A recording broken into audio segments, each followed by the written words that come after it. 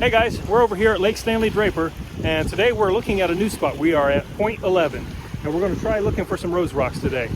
Lake Stanley Draper is located on the southeast side of Oklahoma City. Point 11 is located on the very north tip of the lake. Just north of there is Tinker Air Force Base, so occasionally you might have some aircraft flying overhead. So far, everything that we found has been like really teeny tiny. A bunch of little small ones. I'll see if I can't find something real quick. I'll do that in a minute. But right now, we're just kind of looking along this wall right here, seeing what we can find. We've already found a few spots over here in the wall where you can see these little wider areas. That's where they're starting to form. So yeah, we're going to try point 11 where we're at now, and we're going to try a few other spots, and then we're going to go down to the south side and hit by the dam. Per person, you're allowed to have 6 per day, and we're going to sort out our favorite 6 by the end of the day. Rose rocks are the state rock of Oklahoma. They're made out of barite, and whenever you find them out of the clay, and out of the mud here, they're really dirty. And but I found that if you take a power washer, you have to wear like a rubber glove. You hold it in your hand and then you just spray it. It really gets a lot of that stuff off of there, and it cleans up pretty nice. And then the rose rocks will actually start to sparkle. So it's a really windy day out today, and hopefully we can find some nice stuff and have something fun to show you. So let's have some fun looking for some barite rose rocks. So here's an example of the little small rose rocks that we're finding. There are just several little clusters here at this location, at this point 11, with a bunch of little small ones, and a little green beetle too. Pretty cool. So I have my oldest son helping me out today. You see all these rose rocks that are forming here in the rock, right here in the matrix. We have these little nodules here that I think are early rose rocks. Yeah, look at that. That white, that's the barite right there. That'll be what sparkles in the sun once we get them all cleaned up. We're here along the edge of the lake. You can see all kinds of little ones around here. So look at this one.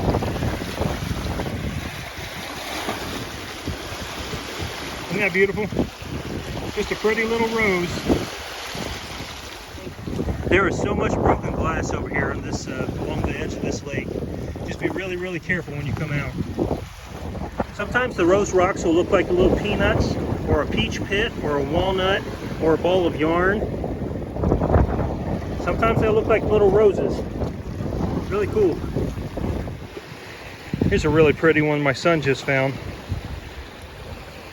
You have to go out.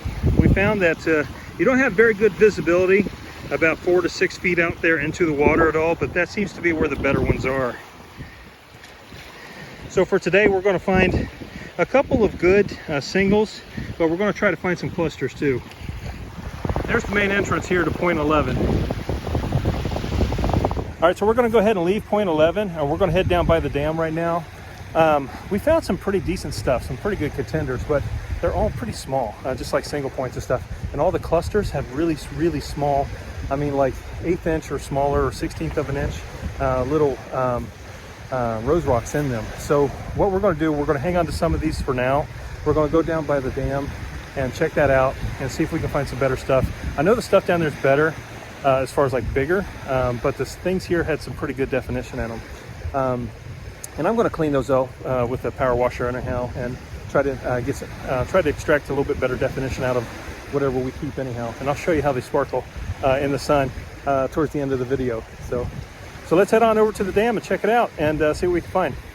Hey guys, we're over here at the dam now. They've got parking right here, and there's another like a horseshoe for parking just on the other side of this little circle drive right here. So over here's the lake. Where we're going to head out to is this whole strip right there, and along this beach area that goes right through there, there's quite a few little small pieces, little small rose rocks. We're going to try to find a few clusters out here along this edge right here. Last time I was here, all of this was just covered with little rose rocks about the size of my thumb, or about the size of my thumbnail. It's just all through here, and the water was up another couple feet. Water was up to about here-ish, and all of this along here was just all nothing but rose rocks. And now it's just a lot of sand going all the way through there. I'm really surprised. But out there is where we're going to go. We're going to see if we can't find a good cluster or 2, or 6, or 12 between the 2 of us. I'm just loving the iridescence on some of these pieces.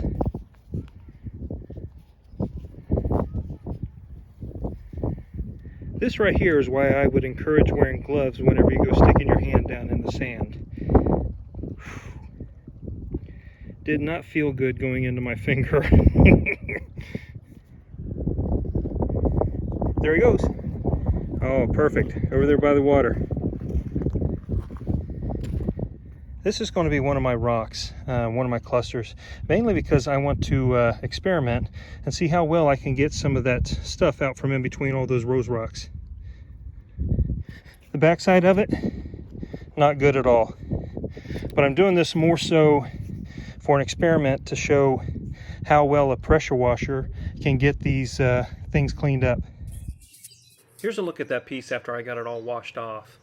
As I was washing this piece, a lot of that Oklahoma mud / cement stuff that's keeping those pieces together, a lot of that got washed away, and so the rock split into 2. It exposed a whole lot of new little rose rocks in there that I had no idea were in there.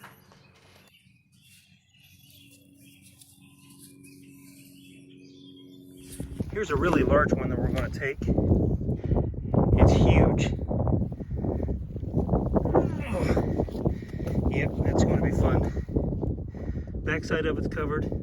I used 2 hands to get it uncovered earlier, but you have larger ones on one side and then smaller ones over here on the other side. And I'm going to power wash this one and see if we can't clean this one up quite a bit. This is probably about a 150-pound rock or so. So if you guys are ever planning on bringing back a really large cluster, definitely consider bringing a cart. In case you're wondering how to get that big giant rock up through the sand, bring a 21-year-old son with you. I like these pieces that are embedded in the matrix, so I'm going to try to extract a lot more detail out of these right here if I can.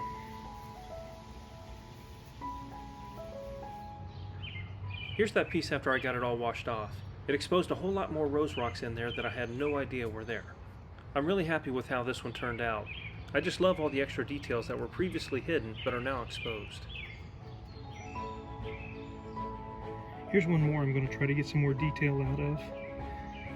So you get at least 4 of them here on this matrix. I think this one right here just kind of continues on to the backside right there. We'll see how it looks after we get it washed off. Here it is, all cleaned up, glistening in the sun and beautiful.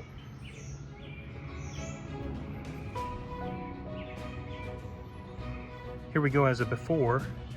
It's interesting to me how just from a few feet away, one can be more terracotta, one a little bit darker, and one more of a sandy lighter color. I got this one also as kind of an experiment. We're gonna basically try to blast all that sand and stuff off of there to reveal the barite underneath. Here's that last piece after I sprayed it with the power washer. It was so effective that a lot of the pieces were starting to fall off, so I quit spraying it so it would maintain the same size and shape. Here's the before image of this rock. Here's what it looks like after I sprayed it off. It revealed a whole lot of extra roses that I had no idea were there. This piece turned out to be one of my favorites for the whole entire trip. I just love it when they're embedded into the matrix like this, and I really love the texture and the colors of the matrix itself. For this particular trip, we only kept a couple of the single roses. All of these singles look good from both the front and the back sides.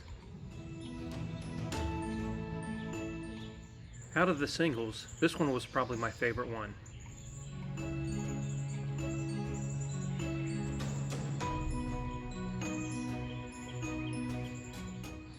I just really love the colors and textures on some of these pieces.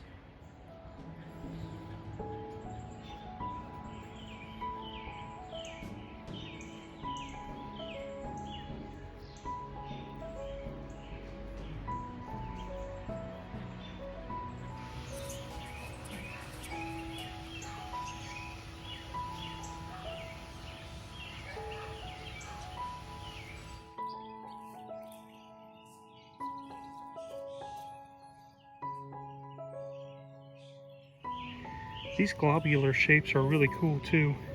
I don't know if it's hematite or some sort of iron, but I like the kind of iron iridescent that's on them. They clean up really nice. Check this big boy out. Got some blue, got all the pretty colors on there. Had no idea that there were roses on that. I just thought that this was another big globular shape. Here are a couple quick views of our largest cluster before we started to wash it.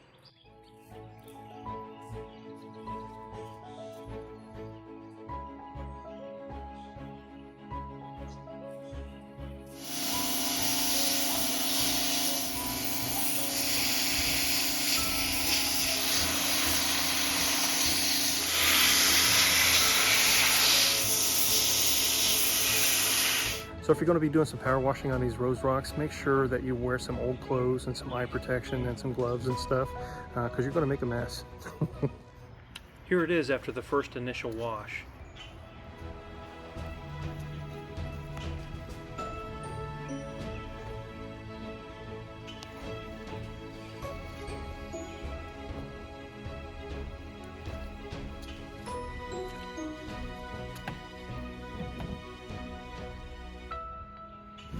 Thank you all so much for watching. I hope you have a wonderful day. God bless.